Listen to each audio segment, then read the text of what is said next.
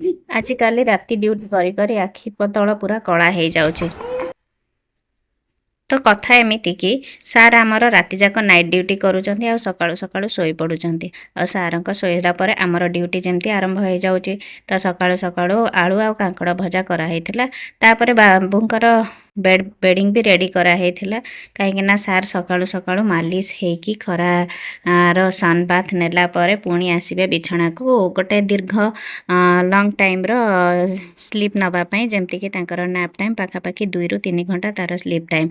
ଆଉ ସାର୍ ବାବୁ ଶୋଇପଡ଼ିଲା ପରେ ମୋର ଛୋଟ ମୋଟ କାମ ଚାଲିଥାଏ, ଯେମିତିକି କପଡ଼ା ଲତା ଭାଙ୍ଗି ଭୁଙ୍ଗିକି ରଖିବା। ଆଉ ଏଇଠି ଗଛରୁ ଆସିଥିଲା ଗୋଟେ ଡାଳିମ୍ବ, ଖଟା ମିଠା ଡାଳିମ୍ବଟା ଥିଲା, ସେଇଥିପାଇଁ ତା'ର ଫେସିଆଲ୍ ଏକ୍ସପ୍ରେସନ୍ ବି କିଛି ଅଲଗା ପ୍ରକାର ଥିଲା। ଆଉ ତାପରେ ମୁଁ କରିଥିଲି ନିଜ ପାଇଁ ଚକୁଳି ଆଉ କାଙ୍କଡ଼ ଆଳୁ ଭଜା, ତାକୁ ଲଗାଇ ଖାଇଥିଲି। ଆଉ ବାବୁଙ୍କୁ ଟିକେ ନିଦ୍ରା ଦେଇକି ସାର୍ ମଝିରେ ମଝିରେ ଯେମିତି ଡାକ ପକାନ୍ତିନି, ସେମିତି ଠିକ୍ ଖାଇ ବସିଲା ପରେ ସାର୍ଙ୍କର ମଝିରେ ମଝିରେ ଡାକ ଚାଲିଥିଲା। ଆଉ ଖରାବେଳେ ଏଇଠି ଭାତ, ଫୁଲକୋବି ଆଳୁ ତରକାରୀ ଆଉ ପୋଇ ଘାଣ୍ଟ। ବହୁତ ଦିନର ଇଚ୍ଛା ଥିଲା ପୋଇ ଘାଣ୍ଟ, ତ ଆଜି ସେ ଇଚ୍ଛା ପୂରଣ ହେଲା। ତ ମଜାରେ ଖାଇକି ଏଇଠି ଉଠିଥିଲୁ ଖରାବେଳର ଖାଇବା। ଭିଡ଼ିଓଟି ଲାଇକ୍, ସେୟାର ଆଉ ସବସ୍କ୍ରାଇବ୍ ନିଶ୍ଚୟ କରିବେ। ରହିଲି।